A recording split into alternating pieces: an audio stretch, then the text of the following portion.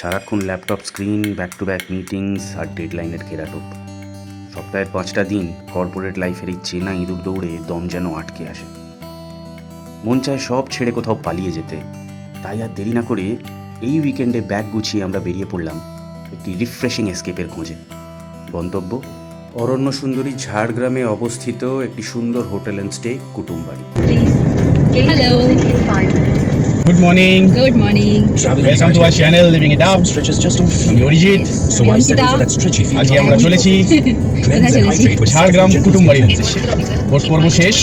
এবার আমরা বেরিয়ে পড়ছি। মুখ্যমন্ত্রী শপথ নেওয়া হয়ে গেছে। এতদিনের অপেক্ষার পর ফাইনালি আমরা বেরিয়ে পড়েছি। এতদিন পরে লং ড্রাইভে যেতে কিরকম লাগছে? ওহ বাবা, অপেক্ষাটা যেন বড্ড লম্বা ছিল। শহরের কোলাহল আর ট্রাফিক জ্যামকে পেছনে ফেলে আমাদের গাড়ি তখন এগোচ্ছে কোনা এক্সপ্রেসওয়ের দিকে। কলকাতা থেকে ঝাড়গ্রামের দূরত্ব প্রায় 170 কিলোমিটার। আমরা ধরলাম 2 নম্বর জাতীয় সড়ক NH-16। বেরিয়েছিলাম সেই সকাল 5:30, আর বাগনানের কাছে পৌঁছতে বাজলো প্রায় 7:30 থেকে 8টা। সেখানেই এক জায়গায় সেরে ফেললাম ব্রেকফাস্ট, লুচি তরকারি, আলুর পরোটা আর একটু চা। তারপরেই back on the road again. সারা বছর পার্ক সার্কাস আর চিংড়িঘাটার ট্রাফিক জ্যাম ফেস করার পর হঠাৎ একদিন 6 লেন হাইওয়েতে ড্রাইভ করার আনন্দই আলাদা। গুগল ম্যাপ বলছে কলকাতা থেকে ঝাড়গ্রাম কুটুমবাড়ি পৌঁছতে লাগার কথা 4 ঘন্টার মতন। কোলাঘাট খড়গপুর ক্রস করার পর লোধাশুলির মোড়, আর সেখান থেকে ডান দিকের রাস্তাটা ধরতে হয়। আর ট্রেনে আসলে ঝাড়গ্রাম স্টেশনে নেমে সেখান থেকে টোটো করে মাত্র 20 থেকে 25 মিনিট। গ্রীষ্মকাল হওয়া সত্ত্বেও আমাদের উত্তেজনায় কিন্তু কোনো রকম ঘাটতি হয়নি।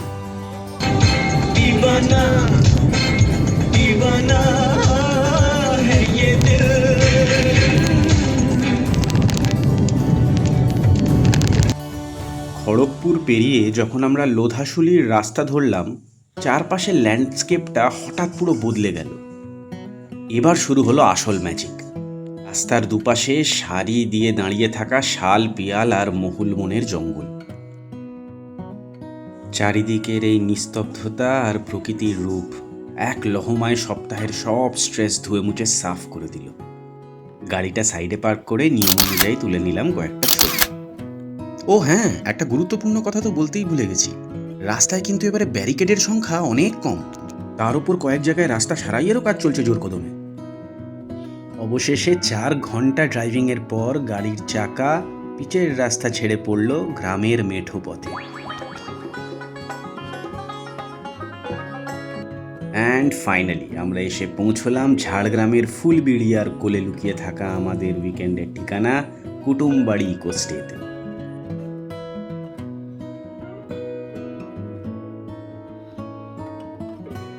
ইকোস্টের মধ্যেই আছে পার্কিংয়ের জন্য যথেষ্ট জায়গা।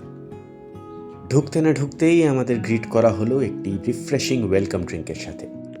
এখানকার ম্যানেজার রূপম বাবুর সাথে সেরে নিলাম চেক ইন প্রসিডিওর্স। একেবারে জঙ্গলের গা ঘেঁষে তৈরি এই রিসর্টটিতে পা রাখলেই এক অদ্ভুত শান্তি পাওয়া যায়। চারিদিকে পাখির কিচিরমিচির, আদিবাসী সংস্কৃতির ছোঁয়া আর মাটির গন্ধ মাখানো আতিথেয়তা। শহুরে কর্পোরেট লাইফ থেকে দূরে প্রকৃতির একদম কাছাকাছি নিজেকে রিফ্রেশ করার জন্যে একটি আদর্শ জায়গা। বিভিন্ন ফুলের নাম দেওয়া ঘরগুলি খুব পরিষ্কার পরিচ্ছন্ন এবং সুন্দরভাবে সাজানো। বেসিক অ্যামেনিটিস থেকে শুরু করে এসি এবং জেনারেটর সব কিছুর ব্যবস্থাই এখানে খুব ভালোভাবে করা আছে। অতিথিদের কোনো রকম অসুবিধেই হওয়ার কথা নয়। 2300 টাকা রুম রেন্ট পার নাইট। খাওয়া দাওয়ার খরচাও খুবই রিজনেবল।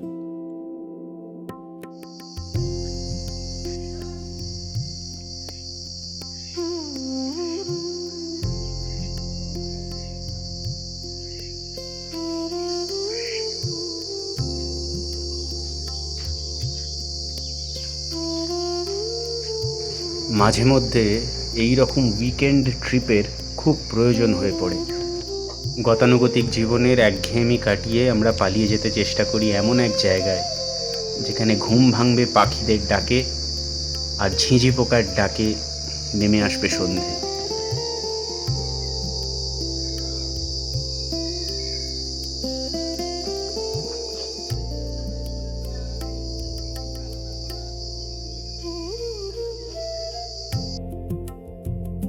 কুটুমবাড়ি ভ্রমণের সেরা সময় হলো শীত থেকে বসন্তকাল।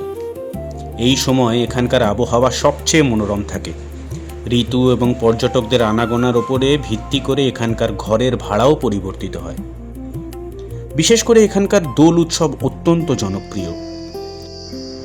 বসন্তের রঙে মেতে উঠতে এবং এই ঐতিহ্যবাহী দোল উদযাপনের সাক্ষী হতে এই সময় দেশ বিদেশ থেকে প্রচুর পর্যটকের সমাগম ঘটে।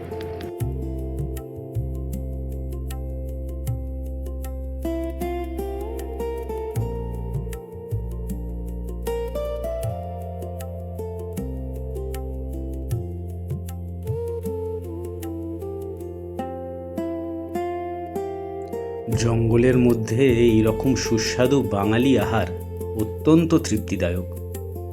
লাঞ্চে আমরা অর্ডার করেছিলাম ভেজ থালি আর মাটন। দুপুর থেকে বিকেল আর বিকেল থেকে সন্ধে পাখিদের গান শুনতে শুনতেই কাটিয়ে দিলাম।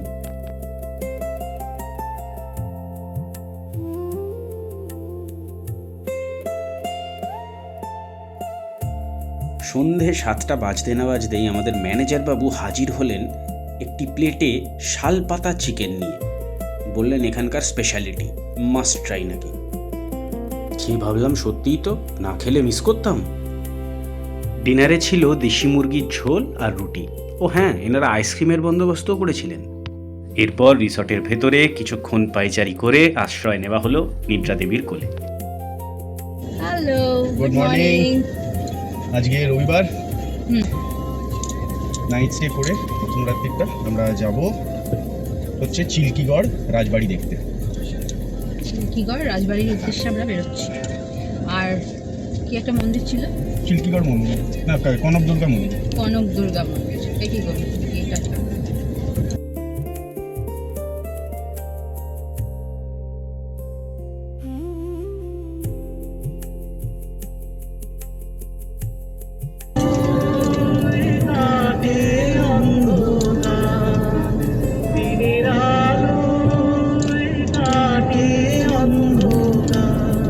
কুটুমবাড়ি থেকে চিল্কিগড় রাজবাড়ি প্রায় আধ ঘন্টার মতন লাগে।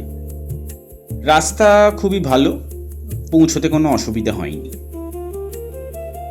তবে গিয়ে যা দেখলাম তা দেখে খুব খারাপ লাগলো। 300 থেকে 500 বছরের ঐতিহাসিক এমন একটি স্থানকে এরকম অবহেলায় রাখা হয়েছে, এটা ঠিক মেনে নেওয়া যায় না। বর্তমানে রাজবাড়ির চত্বরে একটি অংশকে পশ্চিমবঙ্গ সরকারের ICDS অফিস হিসেবে ব্যবহার করা হচ্ছে। রাজবাড়ির চত্বরের ভেতরে 3টি প্রাচীন মন্দির রয়েছে। এর মধ্যে সবচেয়ে বড়টি হলো রাধাকৃষ্ণের একটি নবরত্ন মন্দির। এছাড়া প্রধান ফাটকের পাশে একটি শিব মন্দিরও রয়েছে। আশা করি ভবিষ্যতে এই জায়গাগুলোকে সংরক্ষণ করার জন্য যথাযথ পদক্ষেপ নেওয়া হবে। রাজবাড়ির খুব কাছাকাছি আছে কনক দুর্গা মন্দির। এরপরে আমরা সেখানেই গেলাম।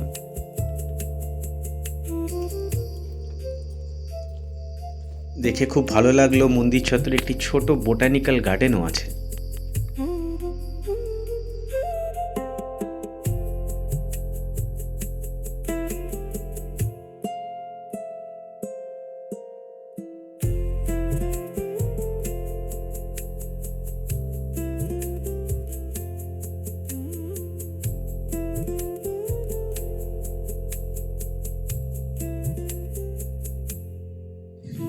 এরপর আবার রওনা দিলাম আমরা কুটুমবাড়ির দিকে। প্রকৃতির খুব কাছের দৃশ্য আর শব্দগুলোকে ভালো করে উপভোগ করে নিলাম।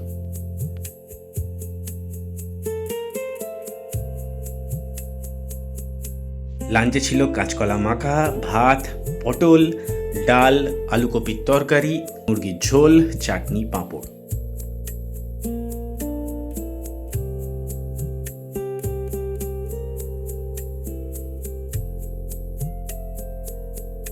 বলো তাহলে কেমন লাগলো? খুব ভালো, কতটা জায়গা, চারিদিকে গাছপালা, শান্ত নিরিবিলি, মনটা ফ্রেশ হয়ে যায়। বলুন তো, শেষ কবে এত শান্ত একটা সকাল বা ঝিঝি পোকার ডাকে ভরা একটা রাত কাটিয়েছেন? কুটুমবাড়ি আমাদেরকে ঠিক সেই হারিয়ে যাওয়া দিনগুলোই ফিরিয়ে দিল। খাঁটি বাঙালি খাবার, চিল্কিগড়ের ইতিহাস আর প্রকৃতির এই নিবিড় ছোঁয়া, সব মিলিয়ে এই ট্রিপটা আমাদের ডায়েরিতে সারা জীবন তোলা থাকবে। আপনারাও কবে আসছেন প্ল্যান করে ফেলুন। আজকের মতো ভ্লগটা তাহলে এখানেই শেষ করছি। জঙ্গলমহলের এই সবুজ ট্রিপটা ভালো লাগলে কমেন্টে জানাবেন, লাইক শেয়ার তো আছেই। দেখা হবে আবার পরের ভ্লগে অন্য কোনো অচেনা পথের খোঁজে। ভালো থাকবেন সবাই।